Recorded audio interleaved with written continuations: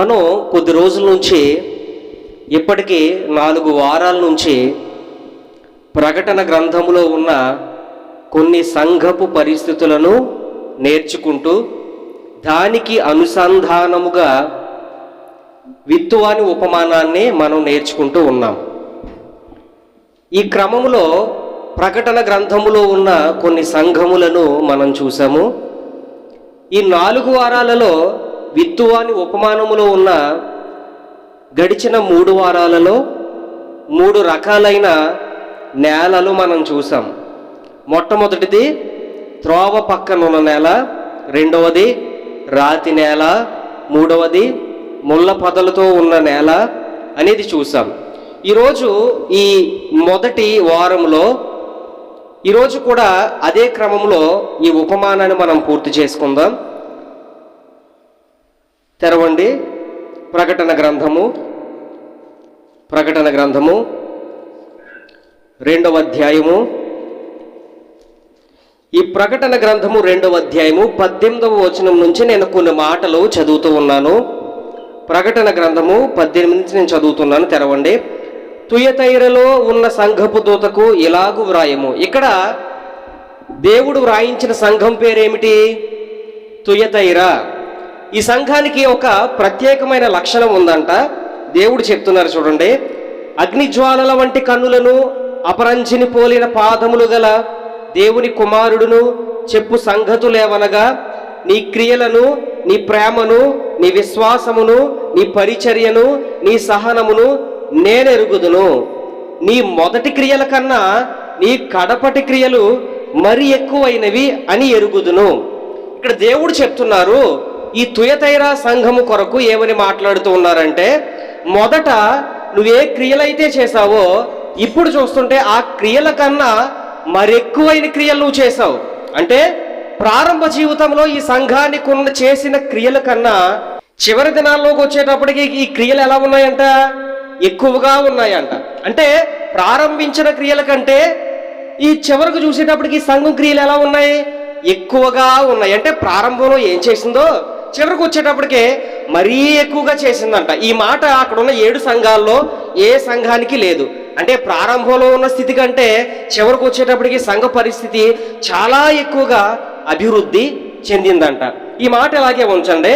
మనం దీనికి అనుసంధానంగా నేర్చుకుంటున్నటువంటి విత్తువాని ఉపమానంలో ఒక మాటను చూద్దాము. 13వ అధ్యాయం 8వ వచనాన్ని ఒకసారి చదవండి. కొన్ని మంచి నేలను పడి ఒకటి 100 అంతలుగాను, ఒకటి 60 అంతలుగాను, ఒకటి 30 అంతలుగాను ఫలించెను. ఇక్కడ ఏమైందంట? ఇక్కడ ఒక నేలలో పడ్డిందంట విత్తనము, సేవకుడు విత్తిన విత్తనము. ఇది ఎలా ఉందంట? విత్తబడినప్పుడు ఒకే విత్తనం, చివరికి వచ్చేటప్పటికి ఏమైందంట? ఒకటి 30 అంతలుగాను, ఒకటి 60 అంతలుగాను, మరొకటి 100 అంతలుగాను ఫలించింది. విత్తబడినప్పుడు ఎలా ఉంది విత్తనం? ఒక్కటే. కానీ ఫలించేటప్పుడు ఎలా ఫలించింది? 30 అంతలుగా, 60 అంతలుగా, 100 అంతలుగా ఫలించింది. తుయతైరా సంఘంలో ఉన్నటువంటి ప్రారంభించిన క్రియలు ఎలా ఉన్నాయి? మొదట కొంచెంగానే ఉన్నాయి, మొదట కొద్దిగానే ఉన్నా చివరికి వచ్చేటప్పటికి ఎలా మారాయి? అవి ఎక్కువగా. ఈ రెండిటికి సరిపోయింది కదా. ఇప్పుడు ఈ విత్తనం ఎక్కడ పడ్డది? 4వ నేల. అంటే ప్రియులారా, మంచి నేలలో పడ్డదంట. ఏ నేలలో పడ్డది చెప్పండి? మీ పక్కన ఎవరైనా నిద్రపోతుంటే లేపండి. ప్రియులారా, ఎక్కడ పడ్డది ఈ విత్తనం? 4వ విత్తనం చెప్పండి. సేవకుడు విత్తుతున్నప్పుడు ఈ విత్తనం వెళ్ళి మంచి నేలను పడ్డదంట. ఏ నేలను పడ్డది? మంచి నేలను పడ్డది. మంచి నేలను పడి ఈ విత్తనం మొలిచి ఇది పెరిగి పైరై ఇది ఏం చేసిందంట? 30 అంతలుగా, 60 అంతలుగా, 100 అంతలుగా ఫలించిందంట. ఈరోజు దేవుడు కూడా మనందరి దగ్గర నుంచి కోరుకుంటున్నది ఏమిటంటే, సంఘములో ఉన్న మనము కూడా సేవకుడు వాక్యాన్ని విత్తుతుంటే మన హృదయం అనే ఈ నేలలో కూడా విత్తబడినటువంటి వాక్యాలు 30 అంతలుగా ఫలించాలి, 60 అంతలుగా ఫలించాలి, 100 అంతలుగా ఫలించాలి. ఇప్పుడు చూడండి, ఇవి ఎలా ఫలించాలి అంటే, అసలు ఆ విత్తనం పడేటప్పుడు అసలు ఏం జరిగింది, ఆ ప్రజలు ఎలా రిసీవ్ చేసుకున్నారు అనే విషయాన్ని మనం చూద్దాం. చూడండి, సేవకుడు విత్తనాన్ని విత్తడానికి వెళ్ళాడు. విత్తుతుంటే మంచి నేలను పడ్డాయి విత్తనాలు. ఇప్పుడు మంచి నేలను పడితే అక్కడ ఏం జరిగింది? కొన్ని మాటలు నేను మీకు తెలియజేస్తాను. చూడండి, 23వ వచనాన్ని చదవండి. 13:23 చదవండి. అదే మంచి నేలను విత్తబడిన వాడు. ఇక్కడ ఒకసారి ఆగుదాం. మంచి నేలను పడిన వాడు ఎవడంట? అందరు నాతో చెప్పండి, ఎవరంట మంచి నేలను పడిన వాడు? ఎవడంట? మంచివాడు కాదు, అక్కడ ఏముంది చూడండి. మంచి నేలను విత్తబడిన వాడు వాక్యాన్ని వినువాడు. మొదటి పాయింట్ ఇది చెప్పండి, ఏం చేసేవాడు? వాక్యాన్ని వినువాడు అని. మళ్ళీ చెప్పండి మాట. మొట్టమొదటి పాయింట్ ఏంటి? మంచి నేలను పడిన వాడు ఎవడంట? వాక్యాన్ని వినేవాడు. ఇది మొట్టమొదటి పాయింట్. రెండోది ఏంటి? గ్రహించేవాడు. ఇది చెప్పండి, ఏం చేసేవాడు అంటే మొట్టమొదట వినువాడు, రెండవది గ్రహించే. ఈ రెండు గుర్తున్నాయి కదా. మూడోది కూడా చెప్తాను చూడండి. మార్కు సువార్త 4వ అధ్యాయము 8వ వచనం చూడండి. మార్కు సువార్త 4వ అధ్యాయము. కొన్ని మంచి నేలను పడెను, అవి మొలిచి పెరిగి వేరై 30 అంతలుగాను 60 అంతలుగాను 100 అంతలుగాను ఫలించాయి. అయితే ఇప్పుడు 20వ వచనం కూడా ఒకసారి చదవండి. అక్కడ 20వ వచనంలో కూడా చూడండి ఏముంది? మంచి నేలను విత్తబడిన వారెవరనగా వాక్యాన్ని విని దానిని అంగీకరించి. ఇక్కడ ఒకసారి ఆగుదాం ప్రియులారా. మత్తయి సువార్తలో ఏం రాయబడి ఉంది? వాక్యాన్ని వినడం, గ్రహించడం. ఇక్కడే రాయబడి ఉంది వాక్యాన్ని అంగీకరించడం. మర్చిపోకుండా అక్కడ ఉన్నాయి చూడండి. మొట్టమొదటి మత్తయి సువార్తలో ఏం రాయబడింది? వాక్యాన్ని వినడం. రెండు అక్కడే ఏం రాయబడింది? వాక్యాన్ని గ్రహించడం. మార్కు సువార్తలోకి వచ్చిన తర్వాత ఎక్కడేం రాయబడింది? వాక్యాన్ని ఈ మూడు ఈ రోజు నేర్చుకుని నాకు ఇవ్వబడినటువంటి సమయంలో నేను వాక్యాన్ని ముగిస్తాను ప్రియులారా. మొట్టమొదట మంచి నేలను పడిన విత్తనాలు విత్తుతున్నప్పుడు అవి ఏం చేశారంట? మొట్టమొదట వినడం. ఇది చెప్పండి, ఏం చేయడం? వినడం. అంటే దేవుడు ఏం కోరుకుంటున్నారంటే సంఘములో సేవకుడు వాక్యాన్ని విత్తుతూ ఉన్నప్పుడు ఇవి మంచి నేలను పడాలి అంటే మొట్టమొదటిగా సంఘములో కూర్చున్నటువంటి ప్రజలు ఏం చెయ్యాలంట? వినాలి. ఏం వినాలంట? వాక్యాన్ని వినాలంట. మరి అందరం వింటున్నాం కదా, ఎలా వినమని వాక్యం చెప్తుంది? ఆ మాట కూడా ఒకసారి చూపిస్తాను ఇదే సందర్భంలో. ఇప్పుడు లూకా సువార్త 8వ అధ్యాయము 15వ వచనం చూడండి, ఎలా వినాలని చెప్తున్నాడు దేవుడు.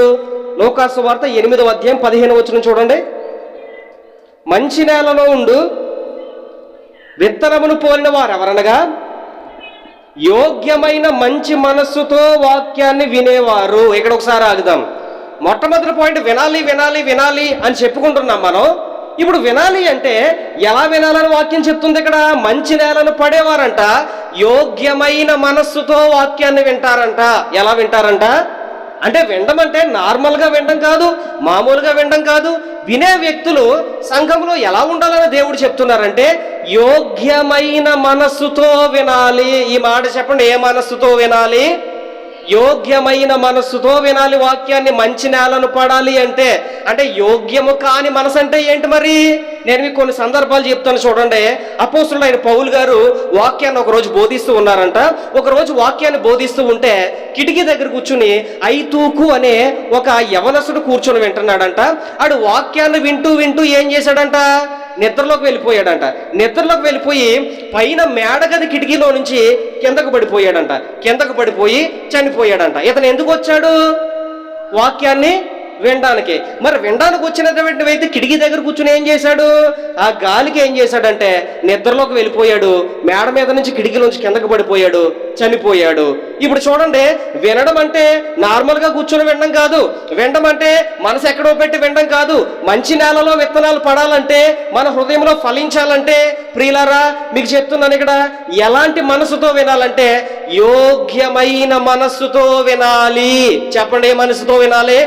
ఐతూకు వలే నిద్రపోతూ, లేకపోతే మన మనసు ఎక్కడో పెట్టి, మన మనసు ఇంటి దగ్గర జరిగిన విషయాల మీద పెట్టి ఇలా వినడం కాదు. వినడం అంటే దేవుని వాక్యాన్ని వినేవారు మంచి నేలలో విత్తనాలు పడాలంటే ఎలా ఉండాలంటే వారు మొట్టమొదట వినాలి. వినడం కూడా ఎలాగ ఉండాలంటే యోగ్యమైన మనస్సుతో వినాలి. యోగ్యమైన మనస్సుతో వినాలంటే ఐతూకు వలే నిద్రపోతూ కానీ, లేకపోతే మనసు ఎక్కడో పెట్టి కానీ వాక్యాన్ని వినకూడదు అని నేను మీకు తెలియజేస్తున్నాను ప్రియులారా. వినే టైంలో ప్రియులారా ఇక్కడ ఒక ప్రశ్న వేసుకుందాం. సేవకుడు వాక్యాన్ని విత్తుతూ ఉన్నప్పుడు యోగ్యమైన మనసుతో వినాలని వాక్యం చెప్తుంది. అయితే కొంతమంది సంఘంలో కూర్చున్నటువంటి వారు వాక్యాన్ని ఒక సందర్భములో వినరు. ఏ సందర్భంలో వినరో చెప్పనా నేను బైబిల్లో నుంచి. సంఘంలో కూర్చున్న వాళ్ళు సేవకుడు వాక్యాన్ని విత్తుతుంటే ఒక సందర్భంలో సంఘంలో కూర్చున్న వాళ్ళు వాక్యాన్ని వినరంట. దేవుని వాక్యమేమో యోగ్యమైన మనసుతో వినమంటుంది. ఎప్పుడు వినరేలో అని మీకు విషయం చెప్పనా, బైబిల్లో కూడా ఇలాంటి సందర్భమే ఏర్పడింది. సేవకుడు వాక్యాన్ని చెప్తేనంట అది మంచి నెలలో పడాలని దేవుడు ఆశిస్తేనంట యోగ్యమైన మనసుతో వినమని వాక్యం చెప్తుంటేనంట కొంతమంది సేవకుడు చెప్పే మనిషిని చూస్తారంట. ఎవరిని చూస్తారంట? బైబిల్లో ఉంది ఇది. ఎవరిని చూస్తారంట? శిష్యులు మనుషులు యేసుప్రభువు వారి దగ్గరికి వెళ్ళి పరిసయ్యులు శాస్త్రులు అనే వాళ్ళు వాక్యం బోధిస్తున్నారు, వాళ్ళ క్రియలు బాగుంటలేదు, వాళ్ళ క్యారెక్టర్ బాగుంటలేదు, వాళ్ళ మాటలు మేము వినాలా లేదా అని అడిగారంట. మత్తయి సువార్త 23వ అధ్యాయంలో. తెరవకుండా ఎవరు? అప్పుడు దేవుడు ఏమన్నారంట, వాళ్ళు చెప్పే మాటలు వినండి, వాళ్ళు చెప్పినట్లు చెయ్యండి, వాళ్ళు చేసినట్లు మీరు చెయ్యకండి. అంటే అర్థం ఏంటంటే చెప్పే వ్యక్తి ఎవరు అనేది నీకు అనవసరం. వినేటప్పుడు యోగ్యమైన మనసు అంటే ఏంటంటే మొదట మన మనసు అటు ఇటు పోకుండా నిద్రపోకుండా మనసు ఎక్కడో పెట్టి వాక్యాన్ని వినకుండా ఉండడం యోగ్యమైన మనసు. రెండోది ఏంటంటే మీరెప్పుడు కూడా యోగ్యమైన మనసుతో వినడమంటే అర్థం ఏంటంటే చెప్పే వ్యక్తిని ఏ రోజు కూడా మీరు చూడొద్దు. నేను ఎప్పుడు చెప్తాను ఇదే మాట.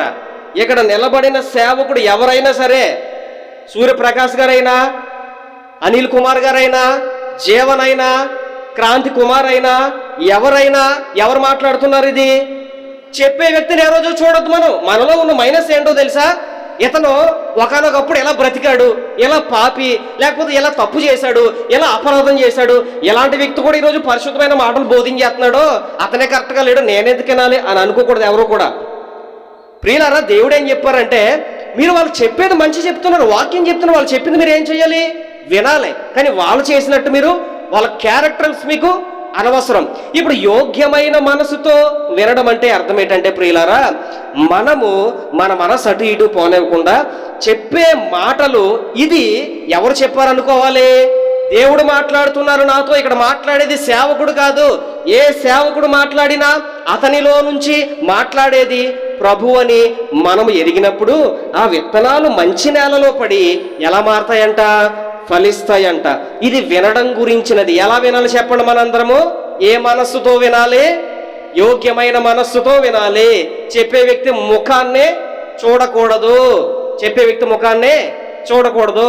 పాస్టర్స్ ఫెలోషిప్లో మీకు విషయం చెప్పనా, ఒక పాస్టర్ అంటే ఇంకొక పాస్టర్కి పడదు. పాస్టర్స్ ఫెలోషిప్స్ కొన్ని ఉంటాయి. అందులో ఏ సేవకుడన్నా మాట్లాడుతుంటే నచ్చని సేవకులు బయటికి వెళ్ళిపోతుంటారు. పాస్టర్స్ ఫెలోషిప్లో మీరు అబ్జర్వ్ చేశారో లేదో, చాలా ఫెలోషిప్లో ఏం చేస్తారు, ఇక్కడ ఒక సేవకుడు మాట్లాడుతున్నాడు అనుకోండి, మిగిలిన సేవకులు ఏం చేస్తారు? బయటికి వెళ్ళిపోతారు. ఎందుకు వెళ్ళిపోతారో? ఈ వ్యక్తి అంటే ఆ వ్యక్తికి నచ్చదు కాబట్టి. నేను ఒకటి చెప్తున్నాను. నాన్నగారండి ఇస్రాయేల్ అయ్య గారు ఎవరు వాక్యం చెప్తున్నా అక్కడే కూర్చుని వినేవాడు. పాపం ఆయన ఎప్పుడు కూడా బయటికి వెళ్ళేవాడు కాదు. ఆయన వయసు ముందు, ఆయన అనుభవం ముందు కూడా పిల్లలు చెప్తున్నారు అన్న మనసు ఎప్పుడూ లేదు ఆయనకి. కాబట్టి వాక్యం సేవకుడు చెప్తున్నప్పుడు ఎలా వినాలంటే యోగ్యమైన మనసుతో వినాలి. చెప్పే వ్యక్తిని ఏమాత్రం కూడా చూడకూడదు. రెండోది ఇంకేం చెప్పాను నేను? మొదట వినడం, రెండోది గ్రహించడం. ఈ మాట చెప్పండి, ఏం చేయడు? గ్రహించడం. మళ్ళీ చెప్పండి ఈ మాట. మొదట వినడం చూసాం. రెండోది ఏంటి? మంచి నేలలో విత్తనాలు పడాలంటే గ్రహించాలంట. మరి గ్రహించడం ఏంటి, వినడం ఏంటి? వినడం వేరు, అందరూ వింటారు. కానీ గ్రహించడం అనేది ఒక కొత్త అనుభవం అన్నమాట. అంటే అందరూ నార్మల్గా వింటారు, కానీ గ్రహించడం అంటే దేవుడు నాతో ఏదో ఒక కొత్త విషయాన్ని ఇది నా కోసమే మాట్లాడుతున్నాడు అని గ్రహించే హృదయం మనకు ఉండాలి. ప్రియులారా, ఒక విషయం చెప్పనండి. ఒక వ్యక్తి ఒక రథం మీద ప్రయాణం చేస్తున్నాడంట. అపోస్తుల కార్యాల్లో 8వ అధ్యాయంలో ఉంటుంది. రథం మీద ప్రయాణం చేస్తే తెరవకండి ఎవరు కూడా. అతను యెషయా గ్రంథం చదువుతున్నాడంట. యెషయా గ్రంథం చదువుతూ ఉంటే సేవకుడు అడిగాడంట. ఏమడిగాడంటే, నువ్వు చదువుతున్నావు కానీ దాన్ని గ్రహిస్తున్నావా అంటే, నాకు ఎవరైనా త్రోవ చూకపోతే, నాకు ఎవరైనా బోధించకపోతే నేను ఎలా గ్రహించాలి అని అన్నాడన్న. అలాగే అతనిలాగే చాలా మంది సంఘంలో కూర్చొని వాక్యాన్ని వింటారు, కానీ ఇది దేవుడు నా కోసం మాట్లాడుతున్నాడనే గ్రహింపు చాలా మందికి ఉండదు. ప్రియులారా, ఒక విషయం చెప్తున్నాను వినండి. ఈరోజు సంఘంలో కూర్చున్నటువంటి మనము ఎలా ఉండాలి అంటే, వాక్యాన్ని వినువారు మాత్రమే కాదు కానీ దానిని గ్రహించేవారిగా మనము ఉండాలి. ఎలా గ్రహించాలో తెలుసా? నేను చెప్తాను చూడండి. 2 పేతురు పత్రిక 1వ అధ్యాయము 20వ వచనం చూడండి. 2 పేతురు పత్రిక 1వ అధ్యాయం 20వ వచనం చూడండి. 2 పేతురు పత్రిక 1వ అధ్యాయం 20వ వచనం చదవండి. ఒకడు తన ఊహను బట్టి చెప్పుట వలన లేఖనములలో ఏ ప్రవచనము పుట్టదని మొదట గ్రహించుకోవాలి.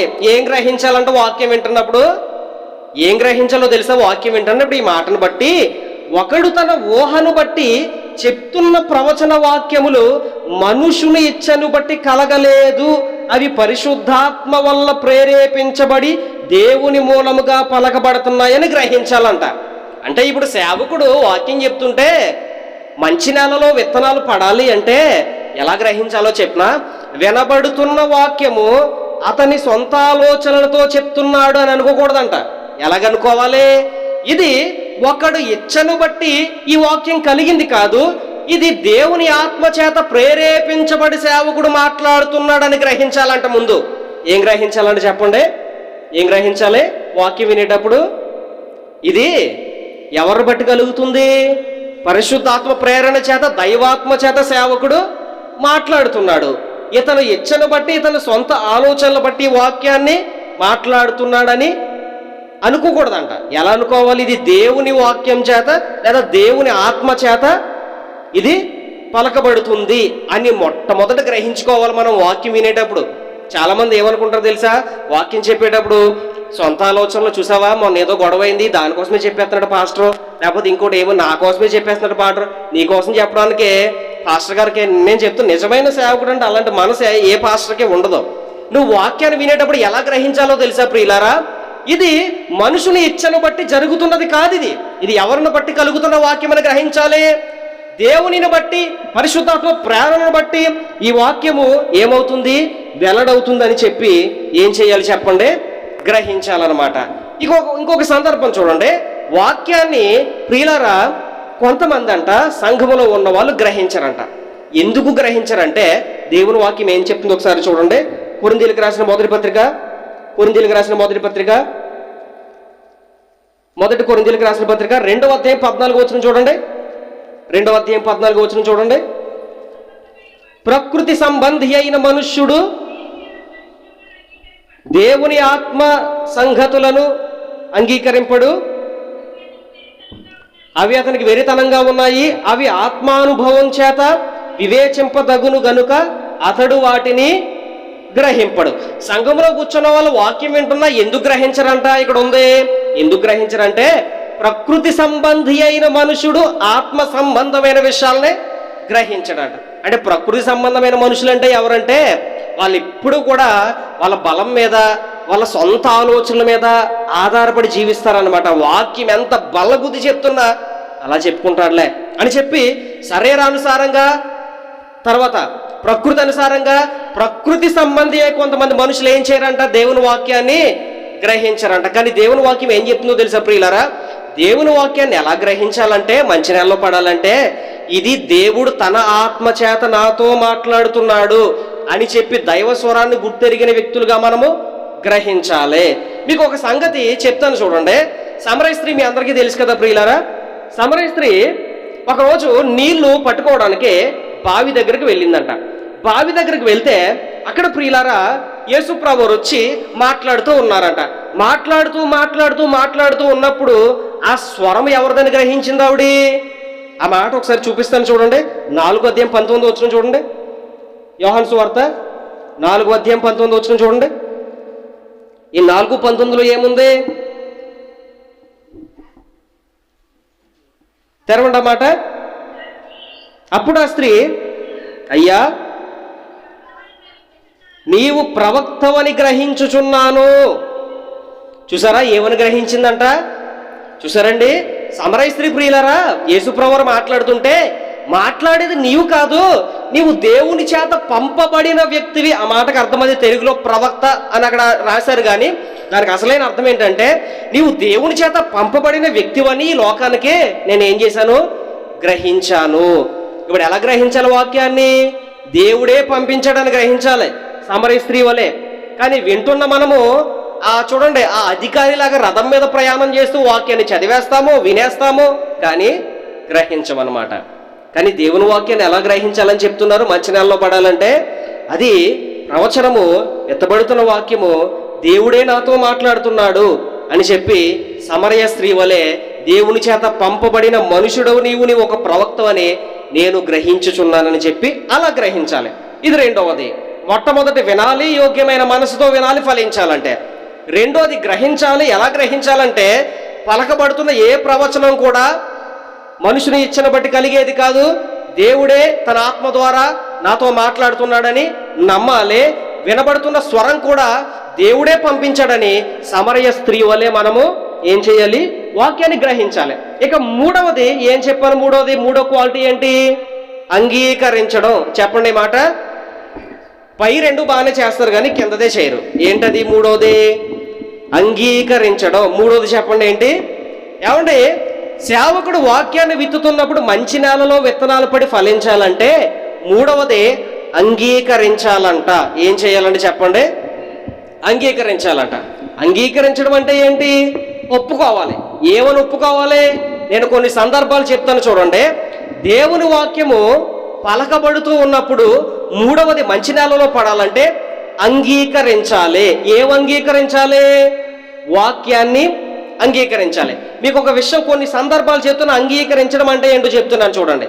స్టెఫన్ అనే దైవజనుడు నిలబడి కొన్ని మాటలు మాట్లాడతాడు. ముష్కరులారా, ద్రోహులారా, సర్ప సంతానమా, మీరు తప్పు చేశారు. ఏం చేశారో తెలుసా మీరు తప్పు? ప్రభు అయిన యేసుక్రీస్తు వారు శరీరానుసారం శరీరధారిగా ఈ లోకానికి వస్తే ఆయన్ని మీరేం చేశారు? సిలువ వేశారు. మీరు తప్పు చేశారు, నిరపరాధి రక్తాన్ని మీరు కార్చారని చెప్పి ఆయన నడి రోడ్డు మీద నిలబడి మాట్లాడుతూ ఉంటే, ఇలా వాక్యం ప్రకటించబడుతుంటేనంట చుట్టుపక్కల ఉన్న ప్రజలు ఏం చేశారంట? లోపల హృదయంలో నరకబడి రాళ్ళిచ్చు కొట్టి చంపేశారంట. ఎవరినే? స్టెఫన్ గారు. నేను ఏం చెప్తున్నాను? సేవకుడు వాక్యాన్ని మాట్లాడుతూ ఉన్నప్పుడు అంగీకరించాలి. ఏం అంగీకరించాలో తెలుసా? ఒక్కొక్కసారి దేవుడు స్టెఫన్ మాట్లాడినట్టు నీలో ఉన్న తప్పులు నీకు తెలియజేస్తాడు. దేవుడు నీలో ఉన్న పాపాలు నీకు తెలియజేస్తాడు. దేవుడు నువ్వేం తప్పు చేసావో, నువ్వు ఏ అపరాధం చేసావో, నువ్వు ఎలా ఉన్నావో, నువ్వు మంచిగా ఉన్నావో, నువ్వు చెడ్డగా ఉన్నావో, దేవుడు స్టెఫన్లాగా సేవకుల్లోంచి ఒక్కోసారి మాట్లాడే సందర్భాలు వస్తాయి. అలా వచ్చేటప్పుడు దాన్ని నిజమే కదా ప్రభు, నిజమే నేను ఈ తప్పు చేశాను, నిజమే నేను ఈ అపరాధం చేశాను, నిజమే నేను ఈ తప్పు చేసి ఎంత చెడు మార్గంలో ఉండి నా హృదయాన్ని కఠినపరుచుకున్నాను, నేనేం చేయాలంటే ఇప్పుడు నేను మారాలని చెప్పి అంగీకరించాలి. కానీ ఆ రోజు ఏం చేశారండి? స్టెఫను వాక్యం బోధిస్తుంటే హృదయం ముందు నరకబడంట, నొప్పి చేసినట్టు లోపలే నిజాలు మాట్లాడుతుంటే, మీరు ద్రోహులు, మీరేం చేశారో తెలుసా?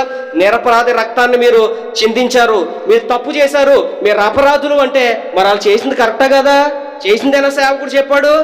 చేసిందే సేవకుడు చెప్తుంటే ఏం చేశారు తెలుసా? ఆ మాటకి పశ్చాత్తాపపడ్డం మానేసి ఏం చేశారంట? రాళ్లతో కొట్టి. ఈరోజు సేవకుడు నీలో ఉన్న తప్పులు చెప్తుంటే సేవకుడి మీద ఎన్ని నిందలు మాట్లాడతావు నీవు? ఈరోజు సేవకుడు నీ హృదయంలో ఉన్న స్థితి దేవుని ఆత్మచేత మాట్లాడుతుంటే ఎంతగా సేవకుడు నువ్వు బయటికి వెళ్ళి చాడీలు చెప్తావు నీవు? గట్టిగా కానీ మాట్లాడితే ప్రియులారా, సంఘాన్ని సరైన దారిలో పెట్టడానికి కానీ మాట్లాడితే ఈ రోజుల్లో ఏం చేస్తున్నారు తెలుసా? ఈ చర్చ మానేసి ఆ చర్చలోకి వెళ్ళిపోతున్నారు. మరి ఆ చర్చలో సేవకుడు ఏదన్నంటే ఇంకో చర్చకి వెళ్ళిపోతాం. మరి అక్కడ ఏదన్నంటే ఇంకేళ్ళ స్థితి ఏంటంటే కాలు పిల్లిలాగా ఆ సంఘం ఈ సంఘం మారుతూ తిరుగుతూ ఉంటారన్నమాట. కారణం ఏంటి? అంగీకరించే మనస్తత్వం లేదు వీళ్ళకి. సేవకుడు వాక్యాన్ని ప్రకటిస్తున్నప్పుడు ఒకవేళ తప్పు చెప్తే, ఒక విషయం చెప్తున్నాను చూడండి, బైబిల్ దేవుడు ఎలాంటి దేవుడో తెలుసండి? మనం ఆరాధిస్తున్న దేవుడు దోషులను నిర్దోషులుగా ఎంచడాయన. నువ్వు తప్పు చేస్తే తప్పు అనే చెప్తాడు, నువ్వు కరెక్ట్ చేస్తే కరెక్ట్ అని చెప్తాడు, నువ్వు మంచి చేస్తే మంచి అనే చెప్తాడు. కానీ ఇక్కడ ఏం చేశారు వీళ్ళు? స్టెఫన్ అనే సేవకుడు కొన్ని మాటలు మాట్లాడుతుంటే రాళ్లతో కొట్టి చంపేశారంట. ఏం చేశారంట? ఈరోజు ఏదన్నా మనలో ఉన్న ఒక బ్యాడ్ క్వాలిటీ, ఒక చెడ్డ తలంపు కానీ దేవుడు మనతో మాట్లాడుతున్నాడు అనుకోండి, ఇప్పుడు ఏం చేయాలి? అంగీకరించాలి. నిజమే కదా ప్రభువా, మారు మనసు చెందుతానని. 2018వ సంవత్సరంలో వాక్యం చెప్పడానికి చోడవరం వెళ్తే ఆ రోజు వాక్యాన్ని మాట్లాడుతున్నప్పుడు తాగుబోతుల కోసం ఒక సందర్భం వస్తే చెప్తున్నాను. ఒక ఆయన లేచి వెళ్ళిపోయాడు, మళ్ళీ రాలేదు. అతను ఎవరో నాకు తెలియదు. మళ్ళీ చర్చికి 2-3 మోరాలు మానేశాడంట. ఏమనుకున్నాడంట? పాస్టర్ గారు నాతో చెప్పలేక వేరే పాస్టర్ గారిని తీసుకొచ్చి ఆయనతో చెప్పించేస్తున్నాడు. ఏం చేశాడంట? పాస్టర్ గారు చెప్పించేస్తున్నాడంట. ఈయన ఏం చేశాడు? మాట్లాడుతుంటే అంత ఎందుకు, ఇదే సంఘంలో తాగుబోతుల కోసం మాట్లాడుతుంటే ఒక యవనస్తుడు లేచి వెళ్ళిపోయాడు. గతించిన కొన్ని 2 సంవత్సరాల క్రితం ఇక్కడే ఒక యవనస్తుడు ఉన్నాడు, పేరు చెప్పను, తర్వాత కూడా మీరు నన్ను అడగండి, ఓకే? తాగుబోతుల కోసం మాట్లాడుతుంటే లేచి వెళ్ళిపోయి ఎప్పుడో మళ్ళీ ఆశీర్వాద ప్రార్థనకు వచ్చాడు అనమాట. అంటే నీలో ఉన్న తప్పులు మాట్లాడితే నీకు నచ్చదా? నీలో ఉన్న అపరాధాలు మాట్లాడితే నీకు సేవకుడు విరోధి అయిపోతాడా? మాట్లాడేవాడు ఎవడు? సేవకుడా దేవుడా? దేవుడు అనే విషయం మనకు ఉండాలి ప్రియులారా. సేవకుడు కాదు మాట్లాడేది. హృదయమందు నరకబడి అంగీకరించడం అంటే అర్థం ఏంటంటే, నిజమే కదా ప్రభువా, తప్పే కదా నేను చేసిందని చెప్పి ఒప్పుకోవాలి. అలా పేతురు గారు బోధిస్తుంటేనంట ఆ వాక్యాన్ని విని అంగీకరించి ఒక్కసారి 3000 మంది మారారంట. ఆ మాట చూద్దాం చూడండి. అపోస్తుల కార్యగ్రంథము, ఇందాక అన్నయ్య గారు చదివించారు కదా వాక్యాన్ని. అపోస్తుల కార్యగ్రంథము 2వ అధ్యాయము ఎన్నో వచనం అంటే 41వ వచనం చూడండి. కాబట్టి వాక్యమును అంగీకరించిన వారు బాప్తిసం పొందారు. ఎన్ని వేల మంది? 3000 మంది. వాక్యాన్ని సేవకుడు నరుకుతుంటే, వాక్య ఖడ్గం చేత తప్పులు చెప్తుంటే, మారండి మారండి మారండి అని చెప్తుంటే వాళ్ళు అంగీకరించి ఏం చేశారంట? 3000 మంది మార్పు చెందారంట. 4వ అధ్యాయం 4వ వచనంలోకి వెళ్తే అక్కడ 5000 మంది మార్చబడతారు. కానీ స్టెఫనో కాలంలో ఉన్న వాళ్ళు ఏం చేశారు ప్రియులారా? సేవకుని రాళ్లతో కొట్టి చంపేశారండి. ఈరోజు సేవకుడు ఏదన్నా మాట్లాడుతుంటే విరోధులు అయిపోతున్నారు. విశ్వాసులు చెప్పినట్లు చేయాల్సి వస్తుంది. లేకపోతే సేవకుని నైట్ మార్చేసి, నువ్వు మాకు వద్దు, మాకు ఆయనే కావాలి. కొన్ని సంఘాల్లో అయితే రాత్రికి రాత్రి మార్చేస్తారు సేవకుని, వాళ్ళ బాడీ అంతా కలిసి. ఇప్పుడు మంచి నెలలో విత్తనాలు పడాలంటే ఏం చేయాలి? వాక్యాన్ని అంగీకరించాలి. అదే వాక్యం చెప్తుంది చూడండి. జేమ్స్ అంటే యాకోబు పత్రిక 1వ అధ్యాయము 21వ వచనం చూడండి. యాకోబు పత్రిక 1వ అధ్యాయము 21వ వచనం చూడండి. ఎలా అంగీకరించాలి మనం దేవుని వాక్యం వినబడుతున్నప్పుడు? అందుచేత చూడండి, అందుచేత సమస్త కల్మషమును వెర్రవీగుచున్న దుష్టత్వాన్నే మాని లోపల నాటబడినదై మీ ఆత్మలను రక్షించడానికి శక్తిగల వాక్యాన్ని సాత్వికంతో, నిజమే కదా తప్పు చేశా, వెర్రవీగుతున్న దుష్టత్వాన్ని మానాల సేవకుడు చెప్తుంటే నిజమే కదా అని చెప్పి ప్రియులారు ఏం చేయాలి తెలుసా? మనము వాక్యాన్ని అంగీకరించాలి. అలా అంగీకరించిన సంఘం, ఒక సంఘం ఉందంట. ఆ సంఘం తెస్సలోనికా సంఘం అంట. ఆ తెరవండి, మొదటి పత్రిక తెస్సలోనికాలకు రాసిన పత్రిక. ఆ సంఘం వాక్యాన్ని అంగీకరించిందంట ప్రియులారా, సేవకుడు చెప్తుంటే. తెస్సలోనికాలకు రాయబడిన పత్రిక 2వ అధ్యాయం 13వ వచనం. మొదటి పత్రిక 2వ అధ్యాయం 13వ వచనం. అక్కడ ఏమనుంది చదవండి. ఆ హేతువు చేత మీరు దేవునిని గూర్చిన వర్తమాన వాక్యము మా వలన మీరు అంగీకరించబడినప్పుడు మనుషుల వాక్యమని ఎంచక అది నిజముగా ఉన్నట్టు దేవుని వాక్యమని దానిని మీరు అంగీకరించారు. నిజంగా సేవకుడికి అప్పుడే సంతోషం ప్రియులారా. ఈ సంఘం ఏం చేసిందంట? సేవకుడు వాక్యం ప్రకటిస్తుంటే మా వల్ల కలిగింది కాదు అని, దేవుని మూలంగా ఈ వాక్యం కలుగుతుందన్న వాక్యాన్ని వాళ్ళు ప్రేమతో సాత్వికంతో అంగీకరించారంట. మరి ఈరోజు దేవుని వాక్యం ఎన్నో మర్మములను దేవుడు బోధిస్తున్నాడు అనేక మంది సేవకుల ద్వారా. కొన్నిసార్లు దేవుడు మన తప్పులు మనకు చెప్తున్నాడు, కొన్నిసార్లు మనల్ని సరైన దారిలో పెట్టడానికి దేవుడు చూస్తున్నాడు. మరి అలాంటి సమయంలో ఏం చేయాలంట? తెస్సలోనికా సంఘము వలె మనము వాక్యాన్ని, సేవకుడిది నా కోసమే చెప్తున్నాడని చెప్పి అంగీకరించాలి. ఏం చేయాలి చెప్పండి? అంగీకరించాలి. ఇప్పుడు చూడండి ప్రియులారా, మొదట వినడము, రెండోది గ్రహించడము, మూడవది అంగీకరించడం. ఓకే, ఈ 3 అయిపోయినాయి. ఈ 3 చేసిన తర్వాత మంచి నేలలో పడిన విత్తనం ఫలించిందంట. ఎలా ఫలించింది? 30 దంతలుగా, 60 దంతలుగా. ఇది ఈ మాట వివరించాలంటే చాలా గొప్ప సంగతి. మీకు ఒక్క నిమిషంలో చెప్పేస్తాను చూడండి. 100 అంతలుగా ఫలించాలి అని దేవుడు ఎందుకు చెప్పలేదు? 3 రకాలుగా ఎందుకు విభజించారు దేవుడు అక్కడ? ఒకటేమో ఎలా ఫలించిందంట? 30 దంతలుగా ఫలించింది. రెండోది ఎలా ఫలించిందంట? 60 దంతలు. మూడోది ఎలా ఫలించిందంట? ఏంటి 3 విషయాలు ఏంటి అసలనే? ఈ 3గా దేవుడు ఎందుకు పెట్టాడు? ఒకేలా ఫలించవచ్చు కదా. మీకు ఆ విషయాన్ని నేను తెలియజేస్తాను. ఇవన్నీ చేసిన తర్వాత ఎలా ఫలించింది అంటే 3 రకాలుగా ఫలించింది. అది మీకు ఒక విషయం చెప్తాను చూడండి. మార్కు సువార్త 4వ అధ్యాయము 8వ వచనం చూడండి.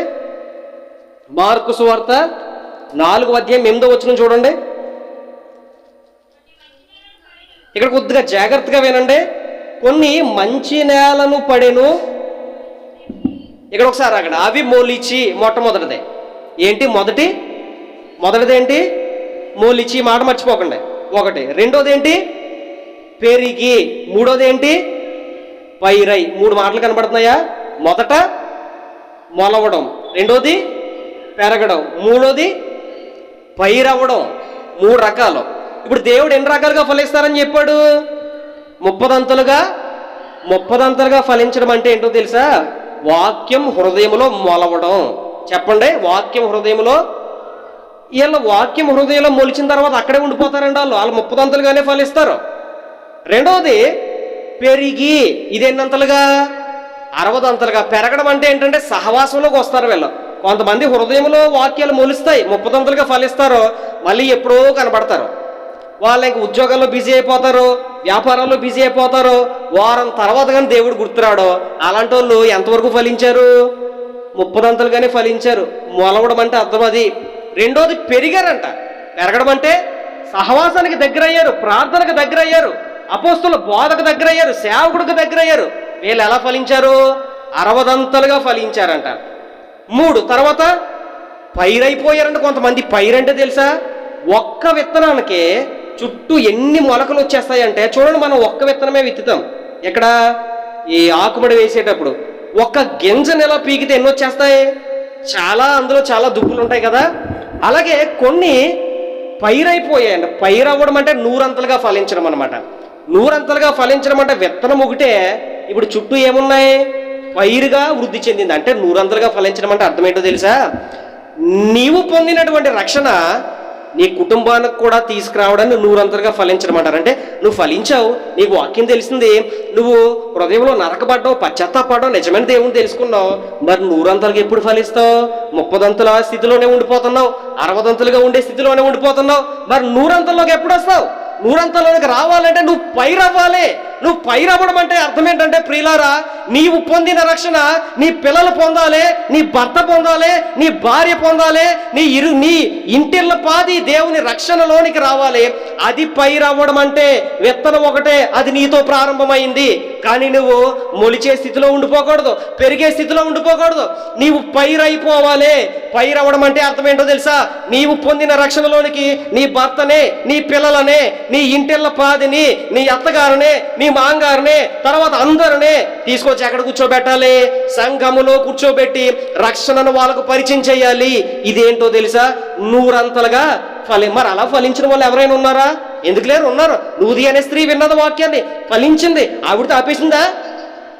ఆ రాత్రికి రాత్రే సేవకునింటికి తీసుకెళ్ళి మొత్తం వాళ్ళ ఇంట్లో ఉన్న వాళ్ళందరికీ ఆమె పొందిన రక్షణ వాళ్ళకు కూడా పరిచయం చేసింది. అపోస్తలుడైన పౌలు గారు ఒక రోజు అక్కడ ఖైదీ ఉంటాడు. ఆ ఖైదీ కూడా రాత్రికి రాత్రే బాప్తిసం పొందుతాడు. ఇంటిళ్ళ పాద అందరూ కూడా బాప్తిసం పొందుతారు.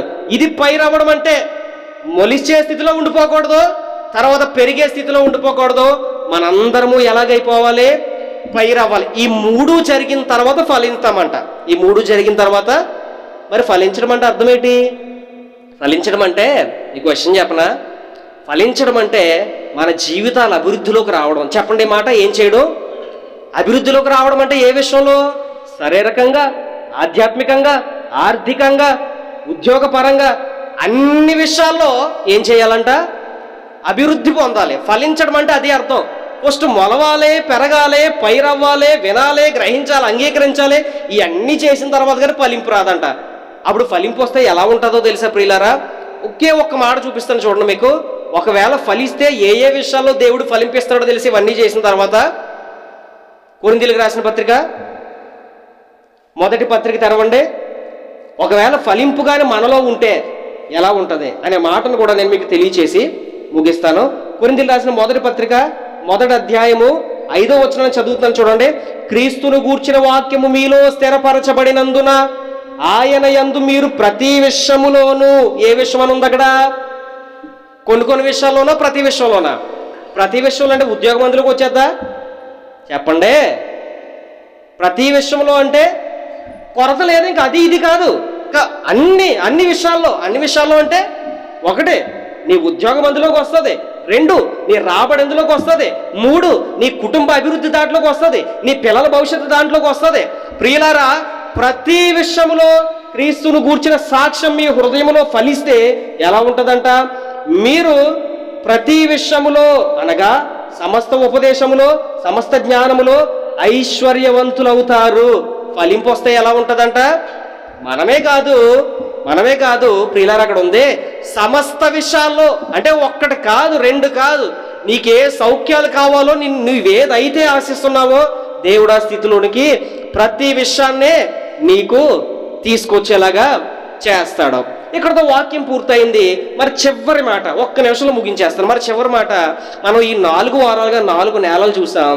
ఒకటి త్రోవ పక్కన పడింది, 2 రాతి నేలను పడింది, 3 ముళ్ళ పొదల్లో పడింది. మంచి నేలలో పడితే కూడా ఎలాగుంటుంది ఈరోజు మనం చూసాం. ఇప్పుడు ఈ 3 దేవుడు ఏం కావాలనుకుంటాడు మన దగ్గర నుంచి? చెప్పండి, అందరూ చెప్పండి. మనము మంచి నేలలో ఉన్న వారిలా ఉండాలి అని దేవుడు కోరుకుంటున్నారు.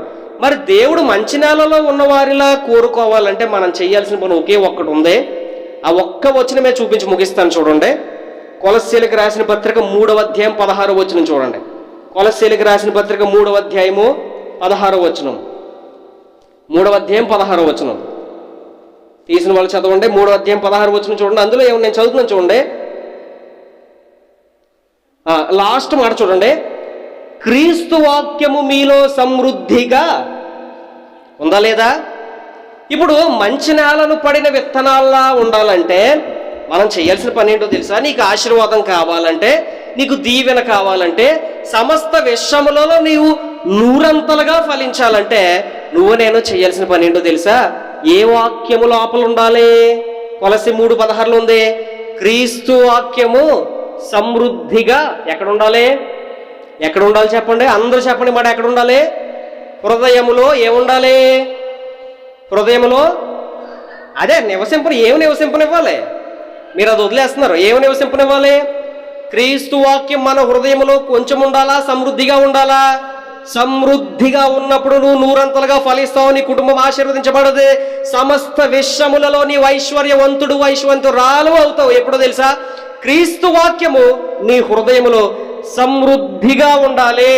కాబట్టి హృదయంలో ఉన్న కల్మషాన్ని, కోపాన్ని, ద్వేషాన్ని, పగనే, ప్రతీకారాల్ని, ఆ తర్వాత ధనాన్ని, మోసాన్ని, ఇవన్నిటినీ తీసివేసి వీటి ప్లేస్లోకి ఏం రావాలి? ఇప్పుడు క్రీస్తు వాక్యం ఎలా రావాలి? నిండిపోవాలి. మనసు ఏమవ్వాలి?